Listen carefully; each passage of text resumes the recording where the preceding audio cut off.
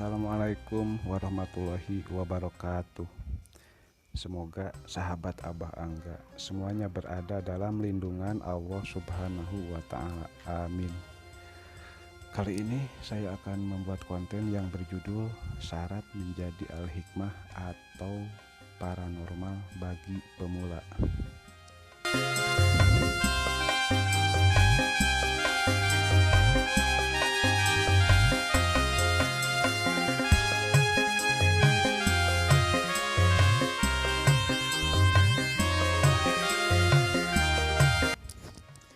Namun sebelum melanjutkan, saya akan minta penilaian dulu dari semuanya.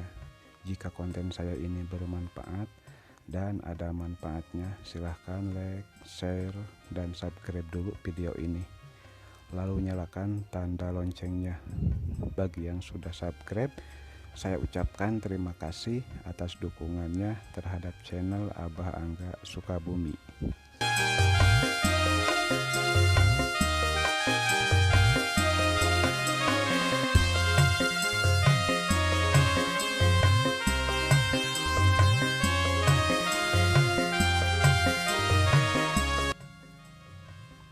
Sebelum kita membahas syarat-syarat menjadi al-hikmah, harus tahu dulu apa arti ilmu hikmah. Di sini saya akan jelaskan dulu. Ketahuilah bahwa ilmu hikmah itu adalah membersihkan hati dari kotoran yang ada di dalam hati, yang membuat hati kita gelap. Ibarat kita mencuci pakaian pakai sabun, maka pakaiannya bisa bersih. Nah, ilmu hikmah itu singkatnya adalah membersihkan hati dari berbagai macam kotoran di dalam hati supaya bersih.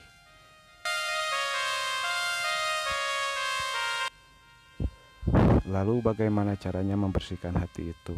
Caranya yaitu mempelajari ilmu agama Islam. Di antaranya ilmu tauhid, ilmu fikih, ilmu tasawuf, dan lain-lain. Namun di sini awas, harus hati-hati. Jika belajar ilmu fikih harus diiringi belajar ilmu tasawuf.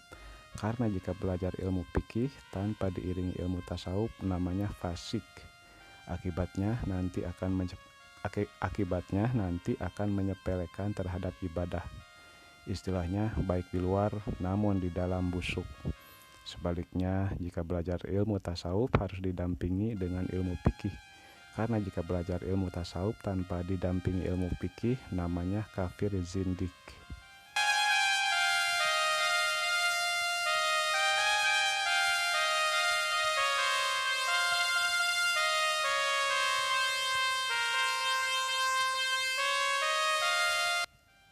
Seperti apakah kafir zindik itu? Kafir zindik itu contohnya seperti ini. Misalnya ada orang yang bilang gini, tak peduli saya mabuk alkohol, tak peduli saya main judi, tak peduli saya mencuri, tak peduli saya berzina, yang penting hati saya baik, yang penting hati saya ingat terus kepada Allah. Nah, itulah contoh kelakuan orang yang disebut kafir zindik. Istilahnya yang penting di dalamnya baik, gak apa-apa di luar kelihatan busuk. Sebaliknya, jika belajar ilmu hikmah itu harus didahulukan belajar ilmu-ilmu yang tadi disebutkan. Karena ilmu agama Islam semuanya ada 12 pan.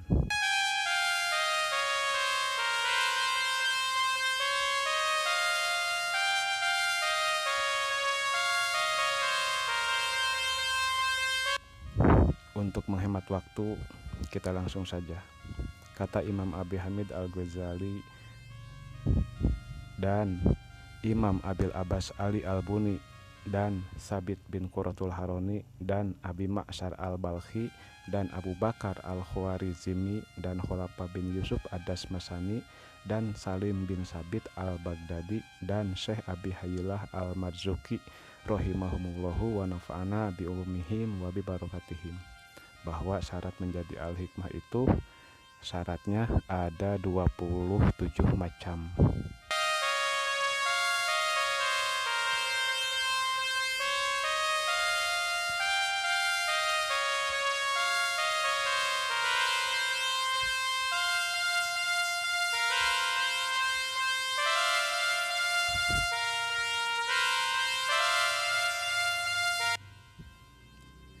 Di antaranya, 1. Harus yakin atau optimis.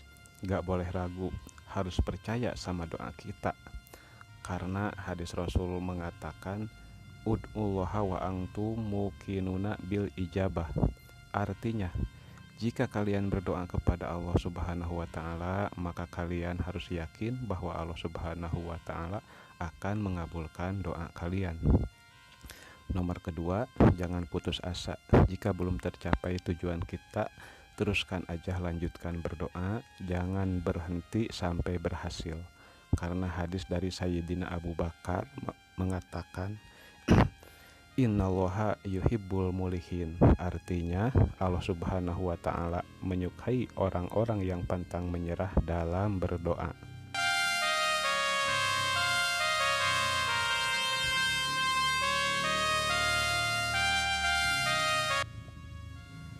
Ketiga, harus dirahasiakan.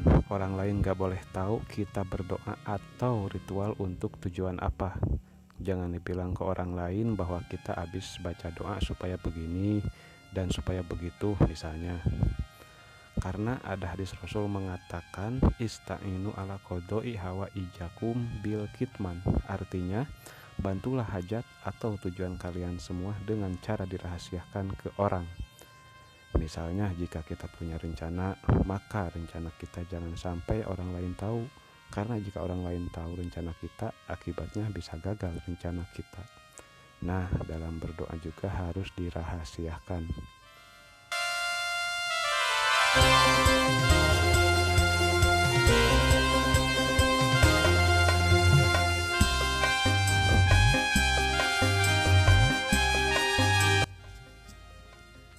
Nomor keempatnya, harus bertakwa kepada Allah Subhanahu wa Ta'ala.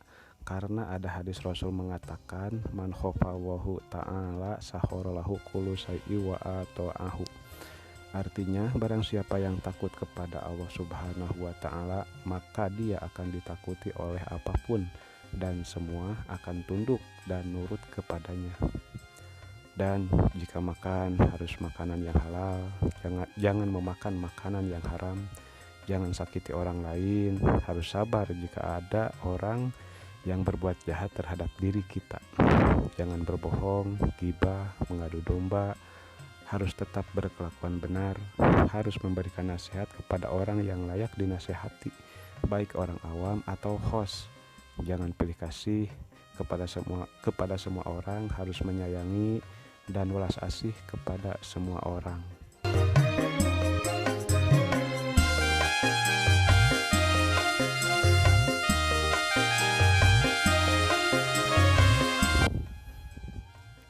Nomor kelima, jangan menggunakan hodam yang biasa digunakan untuk tujuan positif lalu disalahgunakan untuk tujuan negatif. Dan jangan berdoa atau ritual untuk tujuan negatif atau jahat. Harus berdoa atau ritual untuk tujuan yang baik menurut agama Islam. Istilahnya, energi positif jangan digunakan untuk hal yang negatif. Nomor keenam, jangan berdoa atau ritual untuk sesuatu hal yang hina. Nomor ketujuh, harus dibiasakan punya niat atau tujuan lurus karena Allah. Jangan punya niat atau tujuan untuk masalah duniawi.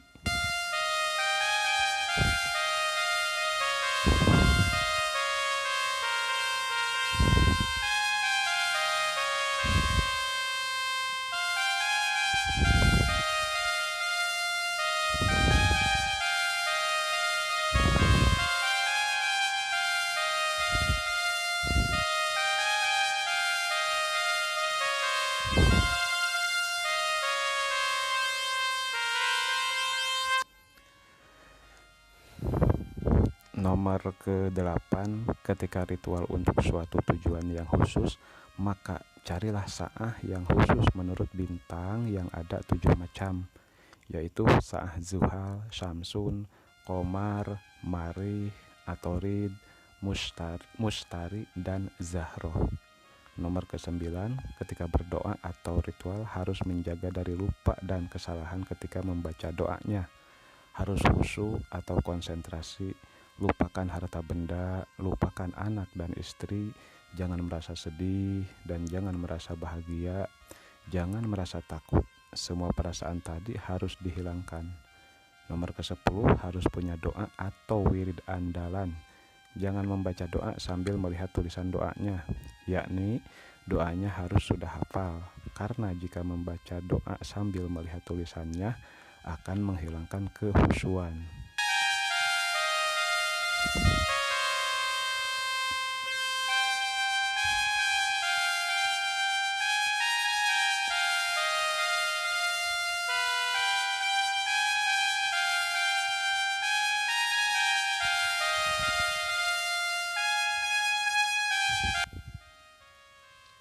Nomor ke-11, harus ijazah, yakni harus punya guru, karena jika tanpa guru tidak akan berhasil. Sekalipun berhasil, bagaikan anak tanpa bapaknya. Nomor ke-12, ketika ritual untuk tujuan tertentu yang harus dilakukan dalam waktu atau saah yang sudah ditentukan, maka harus dilakukan pula pada saah bintang tertentu juga dalam perjalanan falakiyahnya. Nomor ke-13, apabila makan jangan kekenyangan. Nomor ke-14, jangan memakan makanan yang bernyawa seperti daging, ikan, dan lain-lain. Nomor ke-15, jangan memakan yang berbau seperti bawang, pete, jengkol, dan lain-lain. Nomor ke-16, harus melakukan cara sesuai aturan. Misalnya jika menulis raja harus ditulis dalam logam, maka harus ditulis pula pada logam. Jika harus ditulis pada kulit kijang, maka tulislah pada kulit kijang, jangan diganti dengan yang lain.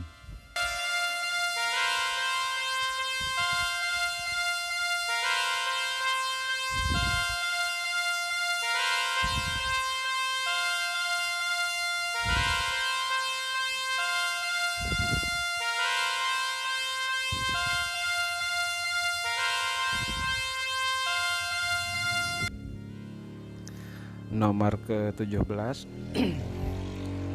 harus menggunakan buhur sesuai yang ditentukan. Jika niatnya untuk narik sesuatu, maka gunakanlah buhur untuk narik ketika ritual. Jika tujuannya mencegah sesuatu, maka gunakanlah buhur yang cocok untuk mencegah. Nomor 18, harus selalu bersih, baik badan, pakaian, dan tempat, termasuk peralatan ritualnya, baik buhur, tinta zaparon, minyak, dan lain-lain harus suci pula. Nomor ke-19, ketika berdoa atau ritual harus menghadap ke kiblat. Nomor ke-20, harus tertib, baik ketika membaca wirid atau ketika menulis rajah. Jika ada wirid yang harus dibaca di awal, maka harus dibaca di awal pula. Jangan dibaca di akhir. Begitu juga ketika menulis rajah harus menyusun tulisan kalimatnya, jangan acak-acakan.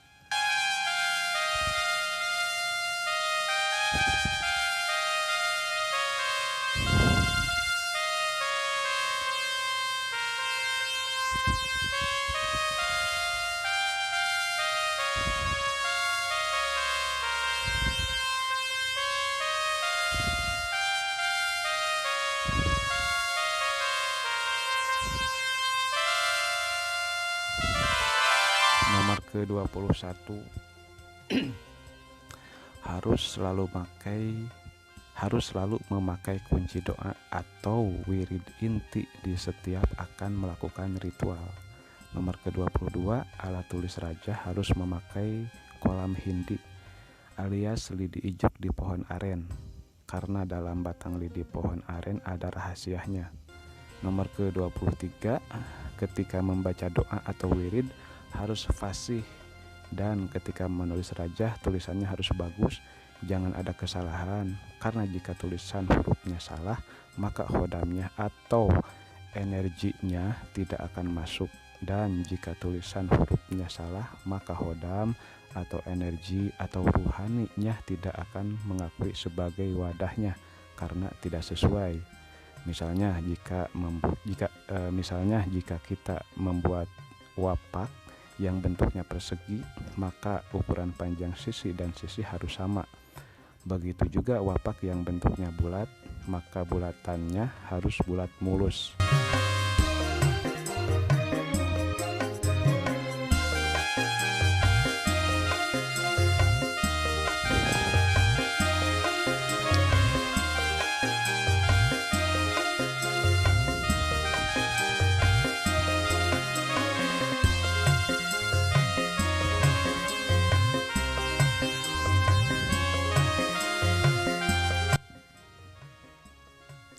Nomor ke-24, harus membaca sholawat Nabi sebelum membaca doa dan sesudah membaca doa.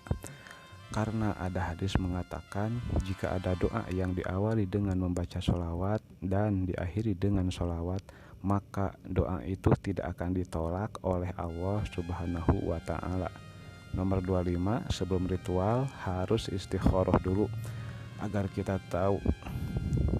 Maksudnya nomor ke-25, sebelum ritual harus istikharah dulu agar kita diberi petunjuk oleh Allah Subhanahu wa Ta'ala, supaya kita tahu bahwa tujuan yang akan diritualkan itu akibatnya seperti apa. Apakah akan berhasil atau tidak? Apakah akan baik untuk orang yang punya hajatnya atau tidak baik? Apakah akan ada mudarat buat diri kita yang ritualnya atau tidak akan jadi mudarat buat diri kita yang ritualnya? Maka lihatlah nanti bagaimana petunjuknya setelah istikharah.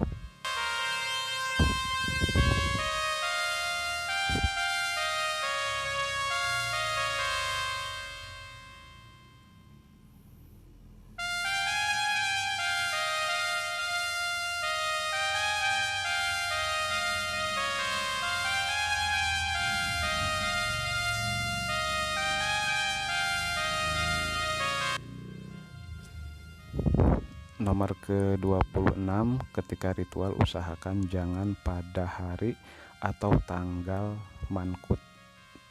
Tanggal mankut itu adalah tanggal 3 atau 5 atau tanggal 13 atau tanggal 16 atau tanggal 21 atau tanggal 24 atau tanggal 25 di setiap bulan Hijriah. Karena tanggal tadi adalah tanggal naas. Bahkan ada riwayat hadis mengatakan apabila Allah Subhanahu wa Ta'ala akan menurunkan wabah dan penyakit, maka diturunkannya di antara tanggal yang tadi. Nomor ke-27, ketika ritual untuk tujuan positif sebaiknya dilakukan pada waktu ziyadatul qamar, yakni pada waktu tanggal terang bulan, yaitu pada tanggal 11 atau 12 atau 14 atau tanggal 15 pada bulan Hijriah.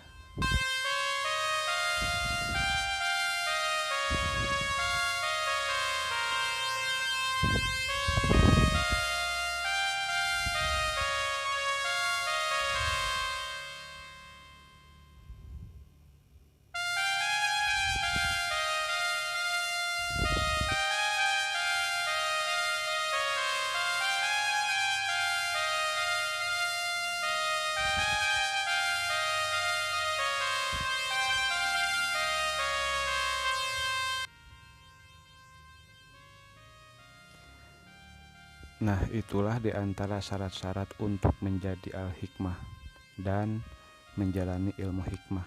Semoga ada manfaatnya. Bila ada kekurangan, silahkan komen di kolom komentar. Terima kasih.